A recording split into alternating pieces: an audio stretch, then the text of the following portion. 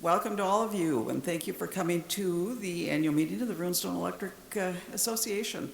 It's nice to be back on schedule and have our meeting when we normally do. Last year we had it in August because of COVID, so this year we're kind of back on track as far as where we're supposed to be. I will call the meeting to order, and please join me in the Pledge of Allegiance. It's right behind us here. I pledge allegiance to the flag of the United States of America and to the republic for which it stands, one nation, under God, indivisible, with liberty and justice for all. And we'll have a moment of silence for our invocation. I declare that we have a quorum present. The notice of the meeting and proof of the mailing will be made a part of the record of the meeting. As I about dropped this. I will now appoint Mark Sugden as parliamentarian of this meeting. Those of you who may be waiting to cast your ballots, the ballot box is located near the registration area. Balloting will close in a few minutes. A motion is needed to limit debate to no more than 5 minutes total per person and no more than twice per person on the same subject, with the stipulation that the parliamentarian has the right to override if he sees fit. Do we have a motion in favor? Do we have such a motion? Somebody? Okay, thank you. Do I have a second? Okay, all in favor say aye. Aye. Opposed? Motion carries, thank you. I will now ask for a motion to approve the agenda as printed on the front cover of the annual meeting. Do I have such a motion? Okay, a second? Thank you. All in favor say aye. Aye. Opposed? Thank you, the motion carries. We have a few special guests here in the audience today. I'd like to, we have two former directors, Dwayne Roselle. Dwayne, are you gonna stand up or wave your hand or something here? And I can't see from here. There he is. Okay, thank you. And Ronnie Holm.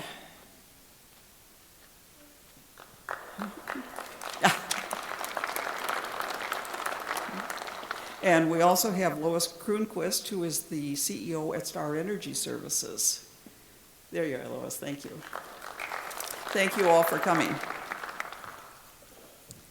I would like to introduce my fellow directors. From District 1, Gary Andy Anderson.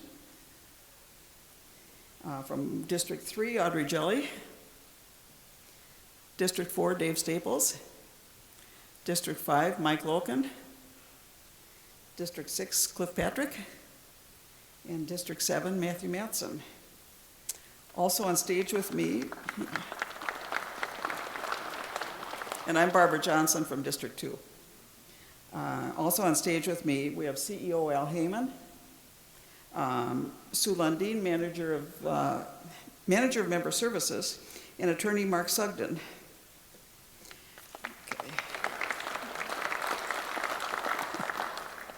I would like to introduce, we have two districts that are up for re-election this year, and District 1, Andy Anderson is running unopposed. And in District 4, we have Dave Staples and David Lemon, who I've seen here. I don't know where, there you are. Good luck to all of you. Our tellers today are Nancy Hagenmuller, Glenn Van Amber, Julie Duncan, and Jim Jensen. Mail ballots were presented to the tellers by a representative from Clifton Larson Allen LLC, and the tellers are counting the mail ballots at this time. Balloting is now closed. Those of you who have attended our annual meeting before recall that within the annual meeting mailing, we include a copy of the minutes of the previous meeting. By doing this, it is possible to dispense with the reading of the minutes, since each of you has had an opportunity to examine the minutes at home. If you agree with this practice, I will accept a motion to dispense with the reading of the minutes of the 2021 annual meeting. Do I have such a motion? Thank you. Second?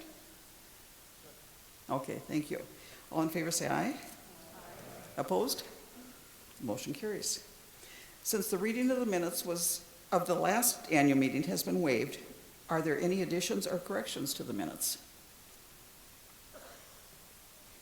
If not, I will accept a motion that the minutes of this meeting should show that the minutes of the last annual meeting were approved as printed and mailed to all of the members of the association. Do we have such a motion? Okay, thank you. Second? Okay, super. All in favor, say aye. Aye. Opposed? You're an agreeable group. Thank you. I will now introduce our CEO, Al Heyman, for the Treasurer's Report.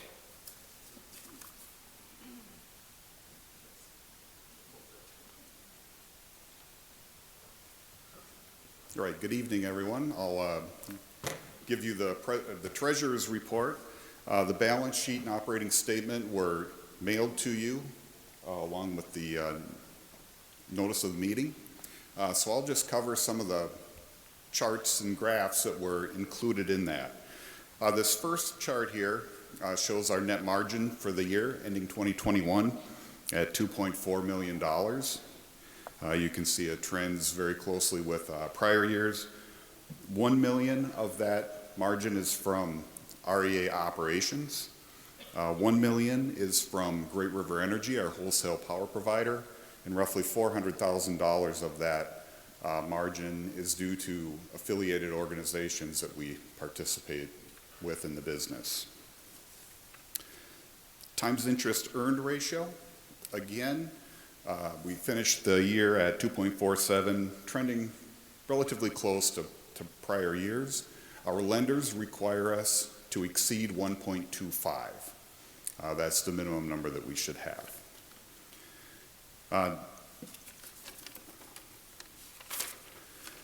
On equity, our equity for the year finished at 38.5. We've historically run very close to 39, a little over it, a little under each year. Our revenue per kilowatt hour sold finished the year at 12.4 cents per kilowatt hour. And that'll vary a little bit year to year based upon any wholesale power cost adjustments that come through. We have a summer rate and a winter rate. So depending on when the kilowatt hour sales are occurring can have an effect on that. And then off-peak sales are also averaged into that number. So it does vary a little bit year to year. Kilowatt hours sold were 239 million. That came in right on budget for 2021. Total consumers, we continue to have steady growth. I'll talk about that a little bit more in my CEO report, but we continue to add accounts on a yearly basis. This first pie chart here shows where the revenue comes from. And the residential, farm, and seasonal categories make up roughly 84% of our total revenue. 12% of our sales come from commercial accounts. And for a cooperative our size, we're heavily into the residential category. Most cooperatives have a larger percentage coming from their commercial rate class. And even with a really dry summer, our irrigation made up about 3.6% of all sales. So where it went, roughly 56% of our total expenses are in wholesale power supply.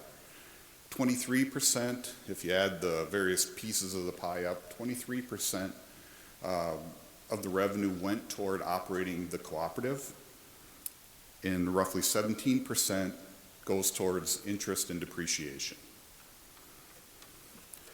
So just to kind of wrap up a little bit, we had a clean audit report for 2021. Both sales and margin were very close to what we had budgeted. The REA operating margin was just over $1 million. One item that we're keeping a close eye on is inflation. We didn't experience a lot of that during 2021, but we're really seeing it during 2022. Inflation and really long lead times. Capital credit checks were mailed, I believe, on the 18th of April. So depending on the postal service, you should be having those show up in your mailbox over the next couple weeks. So that would conclude my treasurer's report.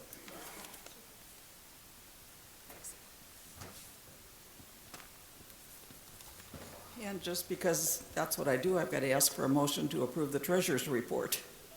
Do I have such a motion? Okay, down here, thank you. A second? Okay, second. All in favor say aye. Opposed? Motion carries.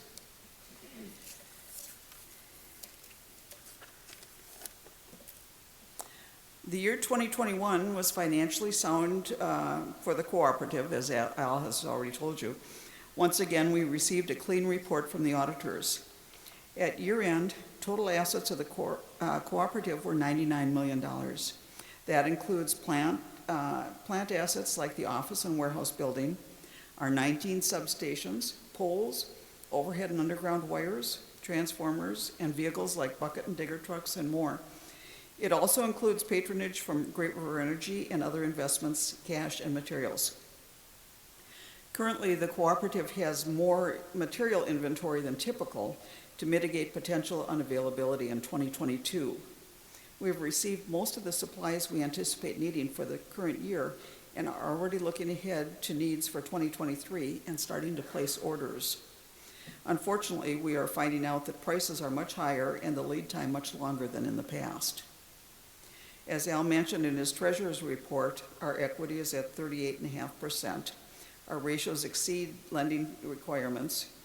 Actual gross margin and expenses were close to budget for the year 2021. The cooperative finished 2021 with 254 new accounts, the most new accounts in many years, and many new residential and agricultural related accounts, and we hope the growth will continue. Looking forward, the changing wholesale cost of power is one item we are watching, looking to take advantage of opportunities to hold electricity prices stable. Another development we are closely watching is electric vehicles. Will they become popular in a rural setting? Up to now, adoption has not been widespread, but we need to be prepared to accommodate this new demand for electricity. Cybersecurity has been prominent in the news over the last few months. Be assured that everyone in the industry, from generation to distribution, has this as a top priority. At REA, we train our employees about cyber attacks, internally review our systems, and take prudent steps to secure electronic and physical assets under our control. There is regular backup of our systems, with backups being stored both on-site and off-site. CEO Heyman has discussed potential changes to the fixed charge over the past year, both at meetings and in the newsletter, encouraging member input. He has received calls, emails, and letters from members. The need for change was discussed at the 2 district meetings in February and at a member advisory council meeting in March as part of our member comment period. The annual meeting brings the member comment period to a close. A final decision on how to move forward will be made in the coming months, with implementation of the plan later in the year or possibly 2023. We hope to give members sufficient time to prepare for any change. Al will discuss this again in his report today. During the last year, board member Dave Staples completed his Credentialed Cooperative Director Professional Development Program from the National Rural Electric Cooperative Association. Dave completed required coursework in director duties and liabilities, understanding the electric business, board operations and process, strategic planning, and financial decision-making. Congratulations, Dave.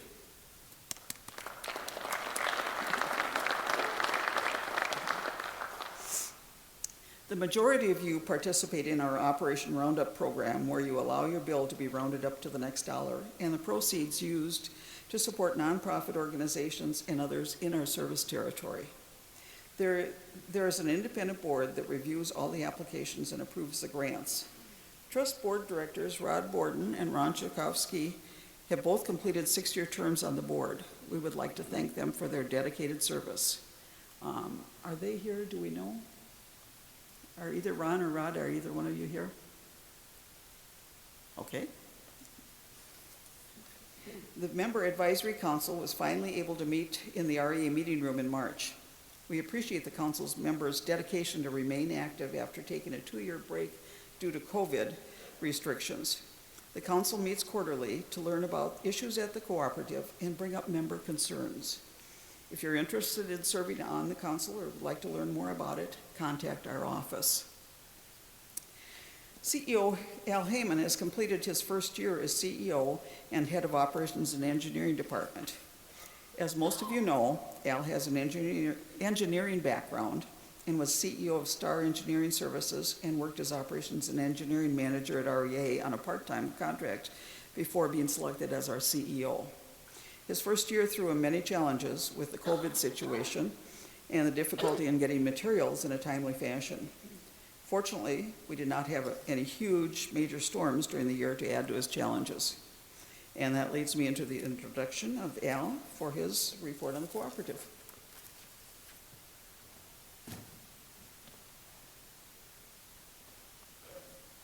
Thanks, Barb. I hope you didn't jinx us right there with Yeah. the storm talk. So it's always kind of a knock on wood type thing when we talk about outages at Runestone. So I got a few bullet points here. I'll talk about 2021. It was another interesting year. You really can't have a wrap up of 2021 without talking about COVID. Fortunately for us, we had our share of positive cases, close contacts, people out of work. Fortunately, we had no widespread outbreak within our employee group. We were able to continue to operate the electric system, respond to outages, and really didn't see any significant effect to the reliability that we provided to you over the course of the year. We were able to meet the demands of a record year of services built and also finished all the planned projects that we had going in to 2021. 254 new services were built. That number hasn't been reached since the early 2000s. We've been averaging about 180 over the last 6 or 7 years. During 2011, right after the housing market crash, that year we built 120. So you can see really the big improvement and a reflection of the housing market right now in the Alexandria area with the new construction going on. Total hours of outage due to underground cable failures was at the lowest level since we've been keeping detailed records. Hours off due to underground failure totaled just under 700 during 2021. And if you look back there, we had 2,700 hours off as recently as 2017. And if you look back 15 years, our total hours off due to underground outages was 7,700. It was by far and away our leading cause of outages at Runestone Electric. Through consistent capital investment, we've been able to bring that number down. It used to be one of our biggest challenges that we faced here at the co-op. Now it's really been reduced to basically a maintenance item. It still requires money to do the improvements, but we're much faster in responding and getting the cable replaced. Other things that we had at the co-op, we hosted a community education class on electric vehicles. We continue to be an advocate to help secure grant funds for local public charging stations. During 2022, we hope to take delivery of 2 Ford F-150 Lightning electric pickups that'll be placed into our fleet that our guys will use every day. That should give us some good practical experience that we can share with you. You've probably heard about Great River Energy's plan to sell Coal Creek Station and the high voltage DC transmission line. Great River Energy, or GRE, is REA's wholesale power provider. GRE is selling the generating plant for $1 to a company called Rainbow Energy Marketing Corporation, and the DC line will be sold to a company called Nexus Line for book value. Both organizations are based in Bismarck, North Dakota. GRE will continue to purchase the entire plant output until early 2023, then reduce to 1/4 of the plant's output for another 8 years. In 2025, we expect 400 megawatts of wind generation to be delivered to GRE across that line. The remainder of generation to replace Coal Creek Station will come from large wind farms, natural gas and fuel oil peaking plants, and market purchases. GRE does not have plans to add solar to their portfolio. Instead, they intend to expand opportunities for member cooperatives like Runestone to develop local solar farms to meet a larger portion of our own needs.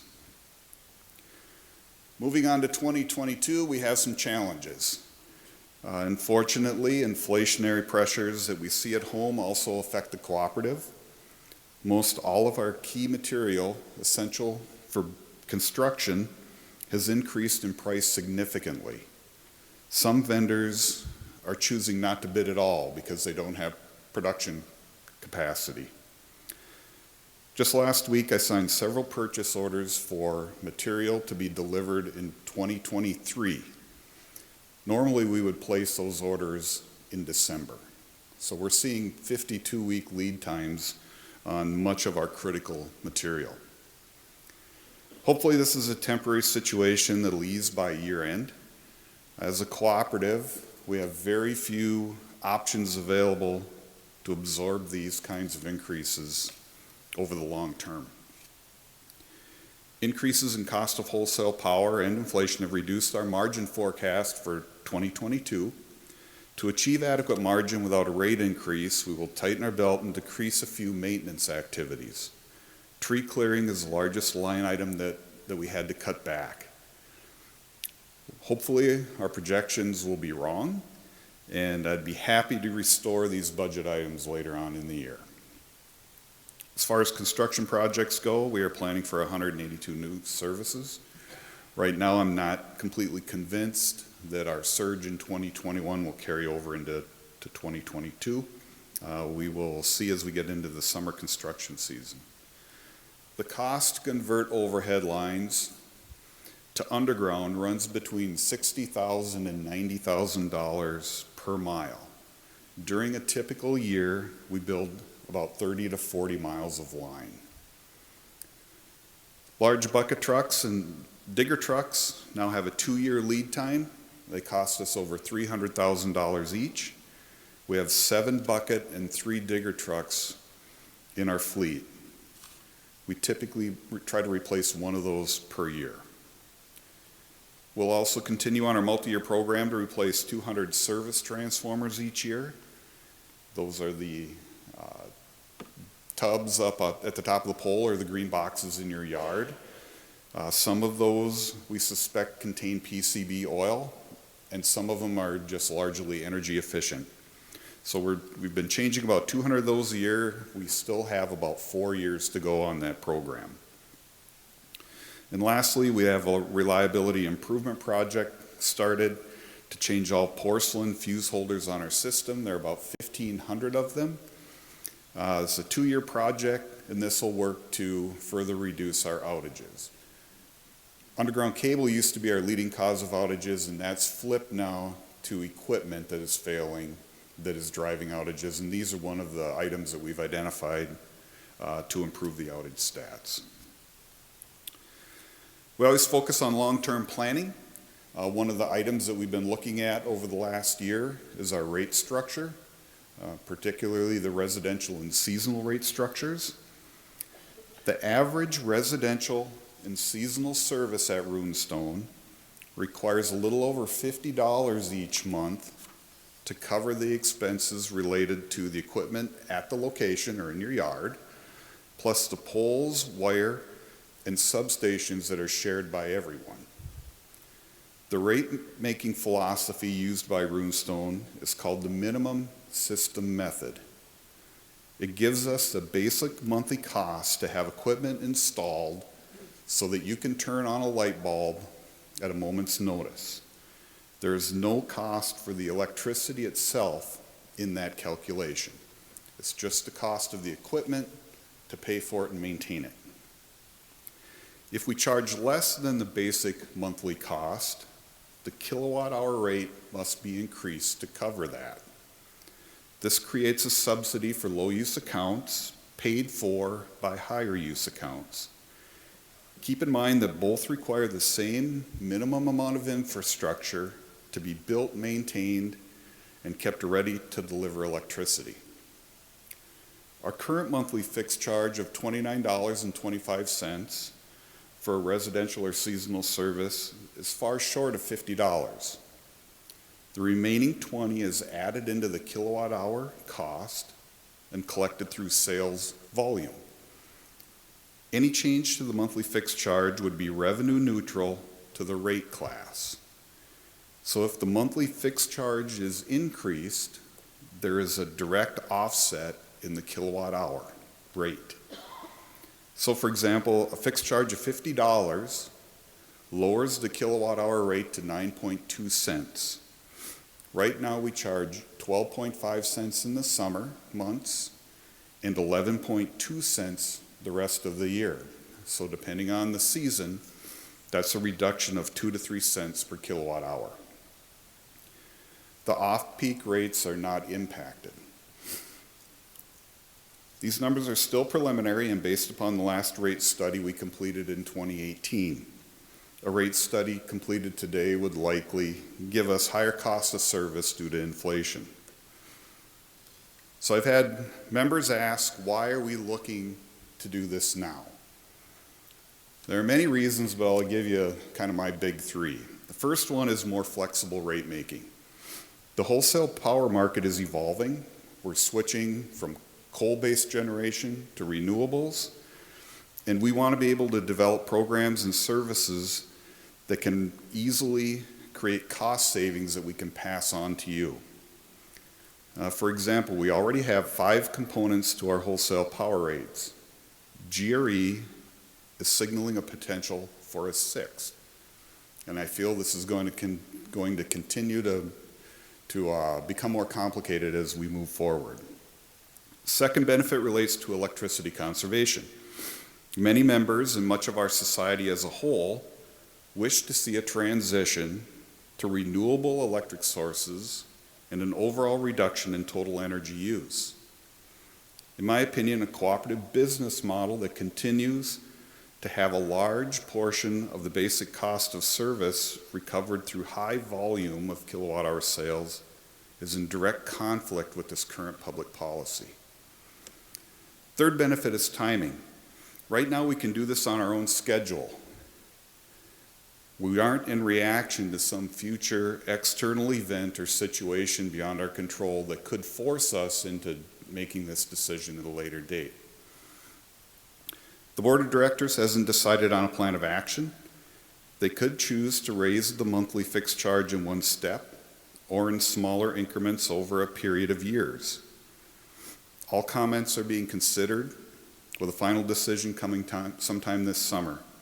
If a change is approved, implementation should be expected later this year or at the beginning of 2023. In closing, I'd just like to thank all of you for your support of the cooperative.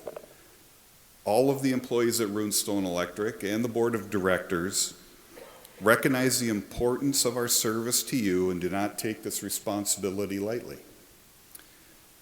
President Johnson, I'd be happy to take some questions if we have any. We have 2 microphones available.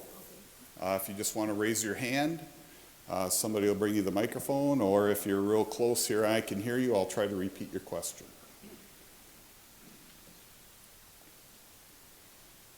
Going once. Twice. Yes, sir. Who's the we that wants this renewable energy?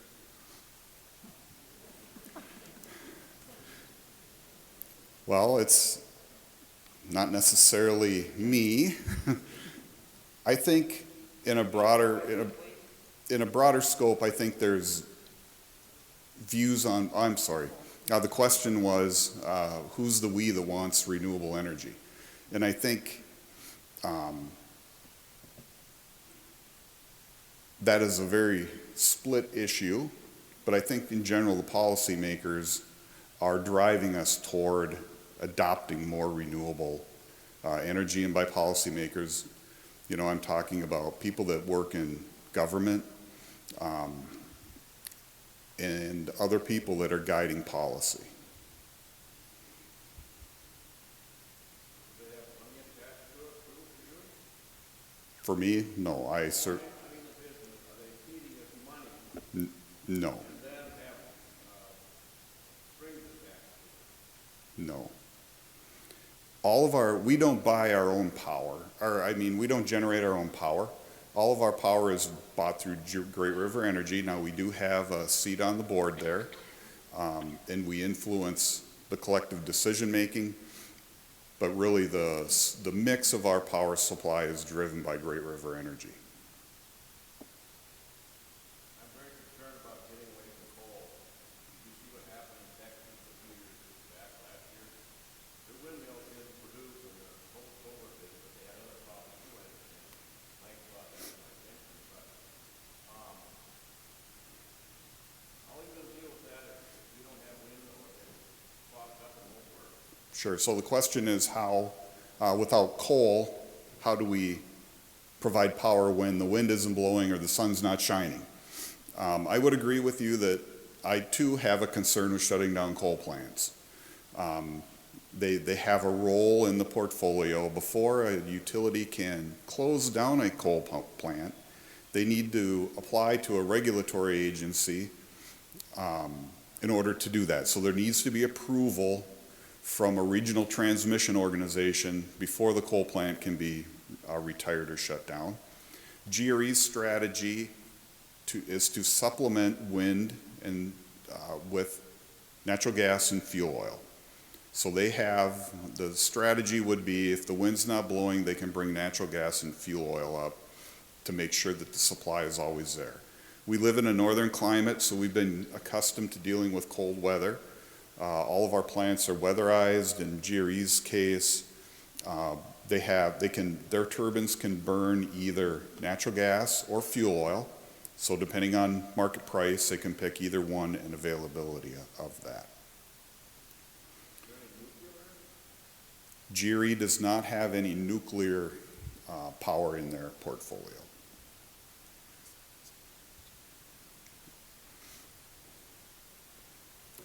Yes, sir.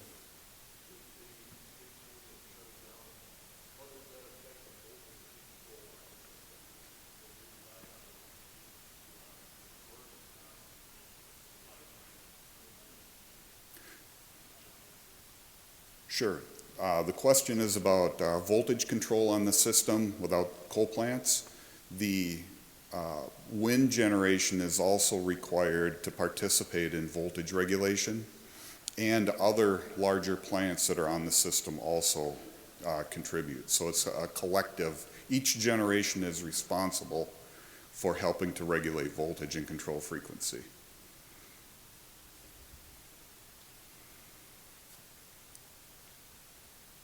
All right.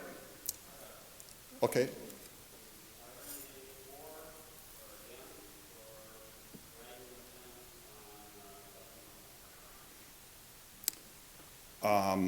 Okay, so the question is about ethanol. We do not have any ethanol plants. I would say that we're neutral on it. We're not advocating for ethanol. So I'd say that we're neutral. Obviously, we're burning a lot of it in our vehicles. One more up here. If the decision for the fixed rate comes this summer, is that something that has to come back as a full vote of the cooperative that this would be a board decision on it? Yeah, as of today, it is a decision that will be made by the board of directors.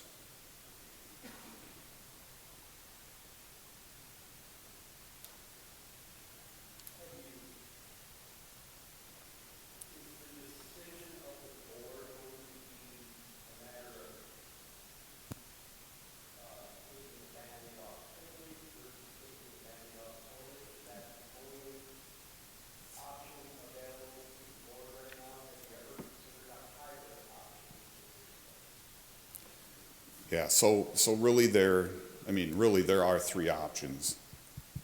Do nothing, right? Do it in small increments or do it all in one shot. You know, we have a rate consultant that we work with. This trend that we're looking at is very common with rural electric cooperatives. The $29.25 is, if you look at all like statewide averages for rural electric cooperatives are somewhat higher, in that $40 to $45 range.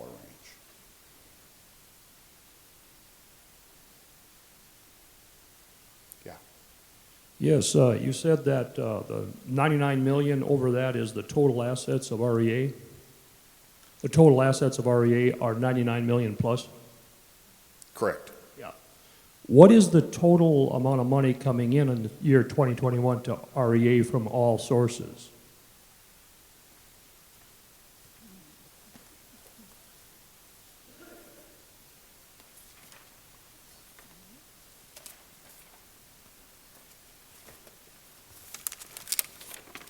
Let's see if I can read this. Our total operating revenue, 30 million. And when you increase the fixed charge to $50, what will that do to your incoming monies? What will that put us at as far as 30 million plus? So if the fixed charge were raised, so Yeah. let's say it goes from 29.25 to something above 50, the kilowatt hour rate is reduced, so it ends up being a net zero. So there would be more money collected on the fixed charge, but the kilowatt hour rate goes down. So for that revenue class, the net change is zero. Then why would you do that? Leave it like it is. For the future positioning of the cooperative. Well, ALP is at $19 for their fixed charge. They're our closest neighbor. You know, I think that 29.25 is high enough above our closest neighbor. I don't think you need to go any higher than that. Yes, I understand the point of your question. REA has about 5 meters per mile. ALP is probably in the neighborhood of 30. So if you took, they're at $20, we're at 30, but our density is 1/6 of theirs. So when you look at the cost of service, ours is going to be higher just because of the density. If a mile of line is comparable to build and maintained with ALP, and they have 30 accounts per mile, our fixed charge is going to be higher, or the basic cost of service is going to be higher. Well, not at this time in our day and age, we always hear conserve electricity, conserve electricity. If you raise your fixed charge, there would be little incentive to conserve, because most of your bill would be a fixed charge. Well, there's still the wholesale cost of that power at 9.2 cents. So, and that, I mean, that is an important, you're bringing up an important thing. We want to have an incentive for conservation. That's right. Okay, and I understand the argument. So what this $50 fixed charge would allow is for every one of you to supply your own electricity, and the co-op can still be financially viable if we have zero sales. And that's when I talk about our current rate structure is in direct conflict with that model where we're trying to conserve. People want to generate their own electricity, and that's, you know, long vision, is that if our goal is to sell less electricity, how do we keep a cooperative viable when our revenue that we need just to keep the door open is based on us selling more and more electricity? Or raising the price of the electricity. I mean, you could do it that way too. I don't see any problem with that. But we would end up with 30, 40 cent kilowatt hour, because we would just be transferring that piece that we're missing, the $20, would be spread across fewer and fewer people buying electricity. But if the hookup charge would be real high, then if people were going south for the winter, they'd want to disconnect and hook back up. So that would be another nightmare right there that you really wouldn't want to get into. Yeah, yeah, the suspension of service is kind of a whole nother topic, really. We're not, suspending electric service is far more different than suspending internet or cable TV. We still have our facilities out there. We're responsible for the safety of those. We can't take them out. Our cost of doing business is different than a telephone company. We're heavily capital intensive in the upfront part, where a broadband business or telecom, they're buying bandwidth, right? They have a different model than really what the electric utility has. Well, I think it should be left like it is at $29.25 for hookup charge. That's what I think. Okay, understood. You're certainly not alone in that.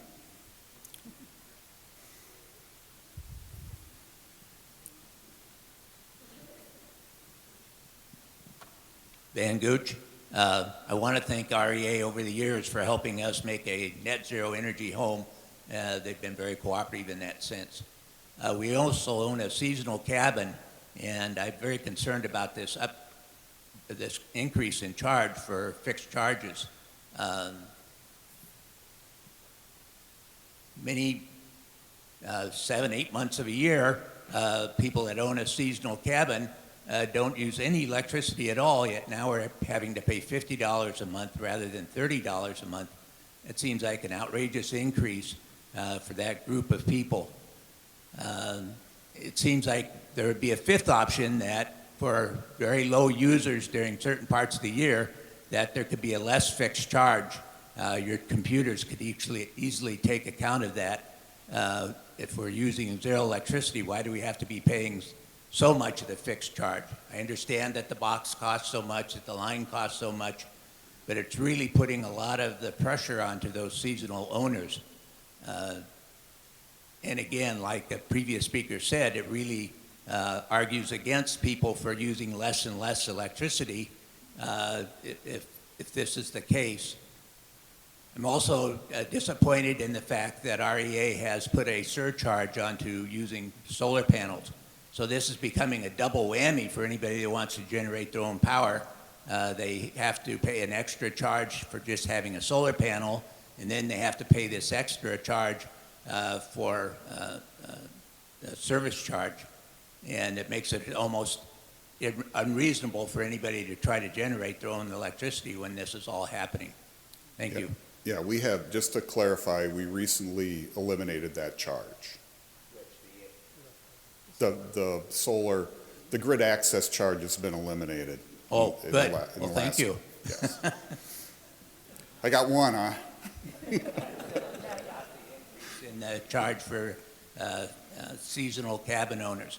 REA is unique in being an area that has a lot of seasonal usage, and this is just unfair to that group of people.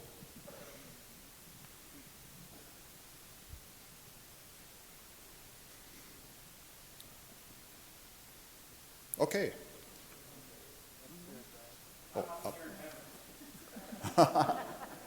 is Ralph Martin, and I would like to speak to the benefit of having a fixed charge, just like your home. You pay an interest rate.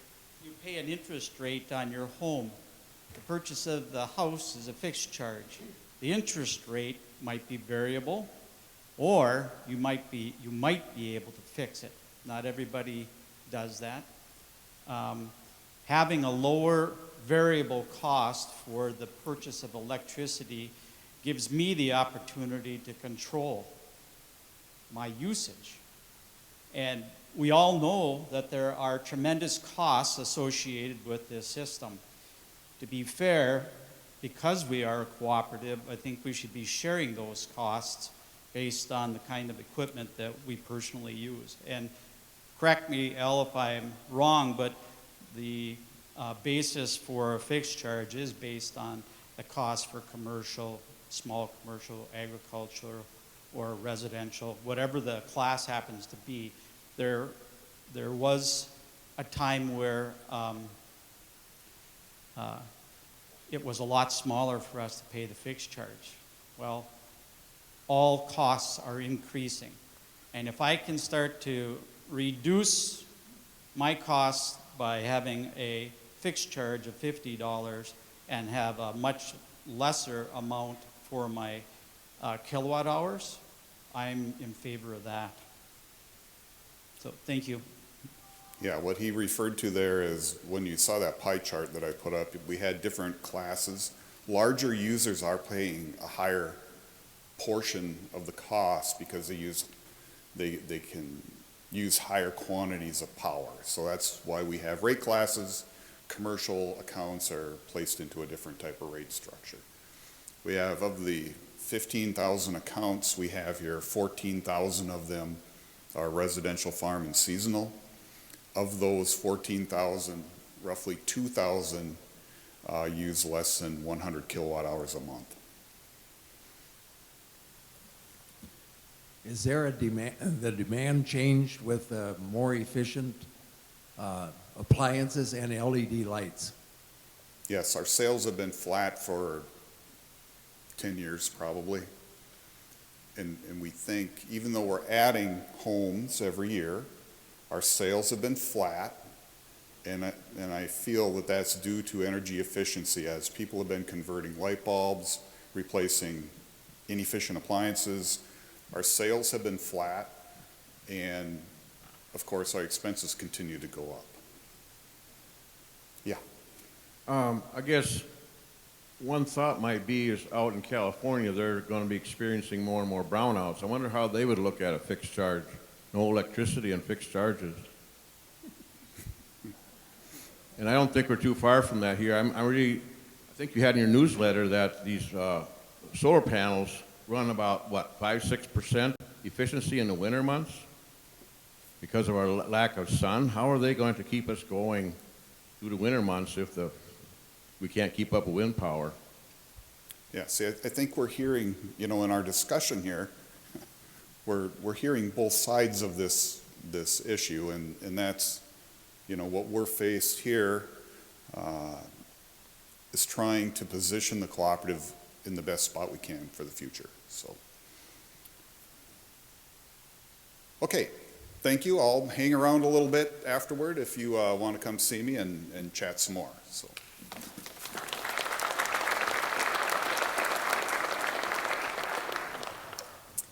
Okay, I've got some scholarships that we're going to give out.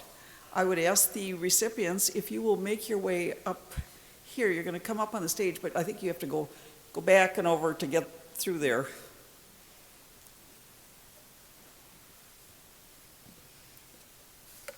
On behalf of the REA Board of Directors, I'm pleased to present the winners of the 2022 REA Scholarship Program.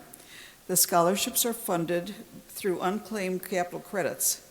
Each of the students will receive a $1,000 scholarship. This year we had 81 applicants. The 14 winners were randomly drawn, 2 from each of the 7 REA districts. Just wait a minute. Scoot back there, Ryder. Not quite yet. They were randomly drawn, 2 from each of the REA districts. And unfortunately, several of the students had conflicts with school events because of the time of the meeting today, so not all of them are with us. Students, when your name is called, I'm going to ask you to go to the director that is for your district. We're kind of landlocked here and can't get out to meet you, but they'll stand up and give you your awards, and then have you line up in front of the screen here if you would, please. So we're going to start and do it in district order. For District 1, we have Alexis Stensrud. Parents are Swensrud. Parents are Mike Swensrud and Lisa Putnam from Alexandria.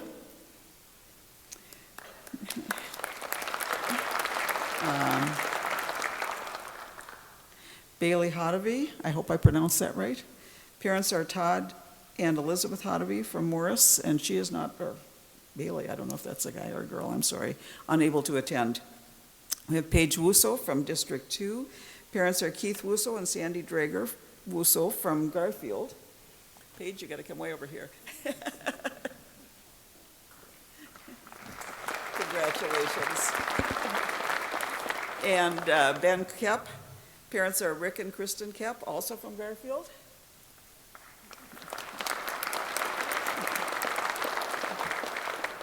Congratulations, Ben. Thank you. From District 3, Benjamin Ludwig, parents are Marcus and Brenda Ludwig from Elbow Lake.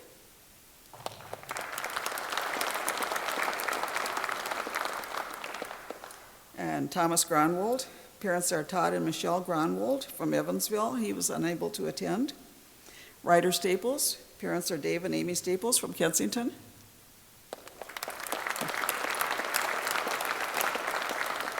Maggie Anderson, parents are Terry and Clarissa Anderson from Alec. I don't think she made it here. Nathan Knoll, parents are Dan Knoll and Lisa Knoll from Alexandria, unable to attend. Isaac Carnes, parents are Ryan and Jody Carnes from River Falls, Wisconsin.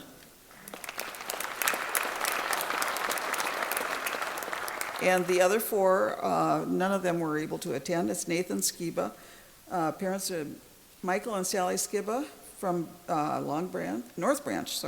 Etta Danielson, parents are Lane and Helene Danielson from Baxter. Nathan Rankin, parents are Charles and Rebecca Rankin from Starbuck. And Eric Vold, parents are Brad and Suzanne Vold from Alexandria. No, from Glenwood, I'm sorry. Congratulations to all of you. And when we're done, if you will meet Allie at the stairway out in the commons area for some pictures, that'd be great.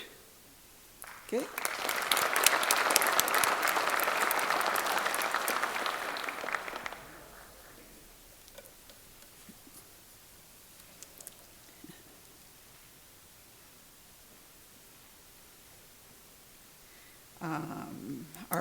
Is there any unfinished business? Van? I've made this proposal before. I'd like the board to consider the possibility that there be a checkoff box on our rebate checks, is that what it's called? The check that we get back. The capital credits checks? Pardon? The capital credits checks that you just got? Yeah? There could be a checkoff box that we say that contributes back to scholarship program. Okay, thank you. Mhm. Anything else? Any new business? Question and answer, are there any more? I think we pretty well hit those already. Okay. The bylaws provide that a director who is running unopposed will be elected by an acclamation voice vote at the annual meeting. Gary Andy Anderson ran unopposed in District 1. Do we have a motion to elect Gary Andy Anderson as District 1 Director for REA? I see a hand, okay. Motion, a second? Thank you. All in favor, say aye. Opposed? Thank you. Congratulations, Andy. And District 4, we had 2 candidates, and so there were ballots counted, and I will ask our attorney, Mark Sugden, to report on the results of District 4. Thank you. In District 4, there are 2 candidates on the ballot, as you know, Dave Staples, incumbent, and David Lemon. The candidates received the number of votes as follows. Dave Staples, 148. David Lemon, 126. Therefore, I hereby certify that Dave Staples was duly elected to hold office as Director of District 4 according to the bylaws of the association and until his successor shall be duly elected and qualified. Thank you.